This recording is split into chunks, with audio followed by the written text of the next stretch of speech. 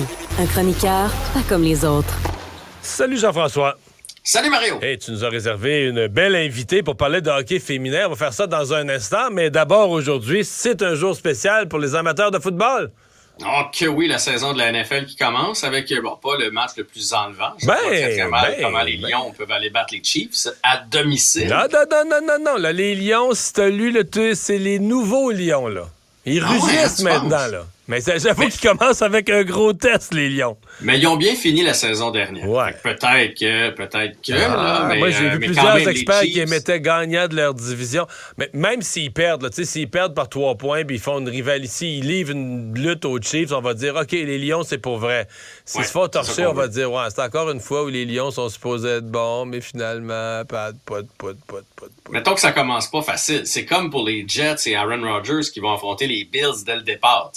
On attend tous Aaron Rodgers pour voir ce qu'il va faire avec sa nouvelle équipe, puis bang, on y fout les Bills dans les pattes en partant. Ça aussi, ça va être tout un match en fin de semaine. Ben, ça commence ce soir, hein? Ça dure pas. Les gens comme nos blondes qui aiment pas de football disent football, ça dure tellement pas longtemps. Septembre, octobre, novembre, décembre, première chose qu'on sait, on est rendu au Super Bowl, puis pendant 8 mois, on n'a plus de football. Et est-ce que tes Eagles vont se rendre au Super Bowl encore? Parce qu'ils sont quand même dans les favoris. Je ne sais les pas. Chiefs, Oui, les ils sont Eagles, trop les favoris. Cowboys. Ça m'inquiète. Partir trop optimiste, ça m'inquiète. Mais oui, je pense qu'il y a une bonne équipe. Eh oui, donc tu as une invitée pour nous.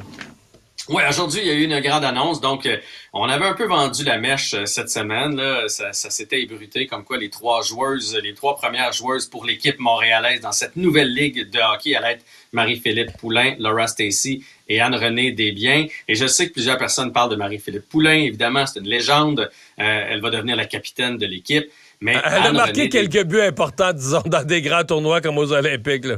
On ne l'appelle pas clutch pour rien. Ouais. Mais la meilleure joueuse, ma meilleure gardienne de but au monde, c'est Anne-Renée Desbiens. C'est une Québécoise. Elle aussi, elle a des médailles d'or accrochées au cou. C'est une muraille devant son filet.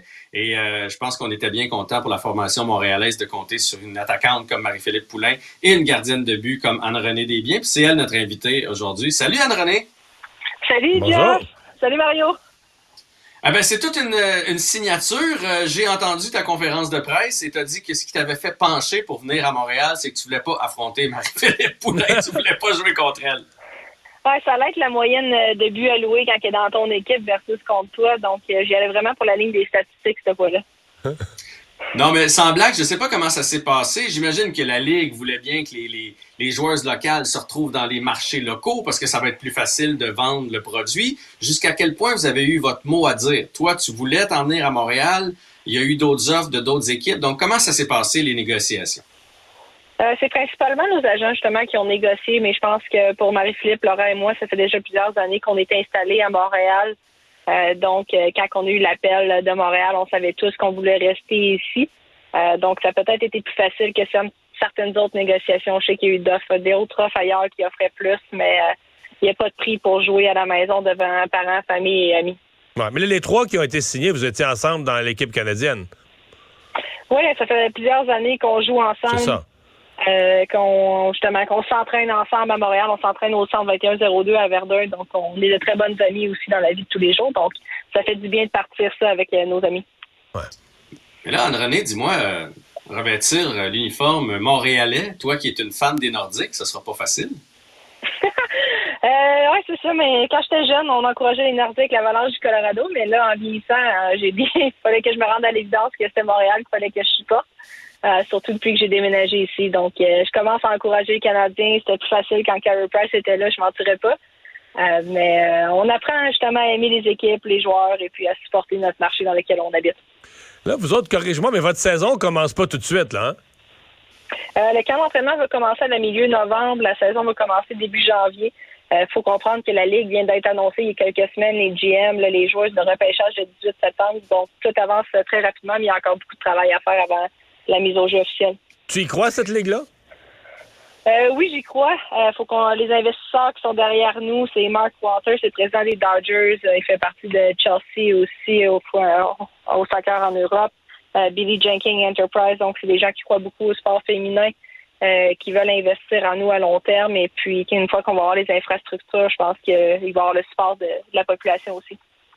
Anne-Renée, aujourd'hui, là, on a senti Danielle Sauvageau fébrile et même émotive lors de la conférence de presse parce que pour elle, là, de voir une ligue qui s'implante pour vrai, là, vous allez arrêter d'acheter votre tape au Canadian Tire avant de vous en venir. Là. Vous allez avoir des vraies conditions pour performer. Vous avez un per diem pour vous loger, des repas fournis, un centre d'entraînement. Donc, une vraie structure, une vraie ligue alentour de vous. Donc, elle était très fébrile. Ça représente énormément pour vous autres, là, pour le hockey féminin.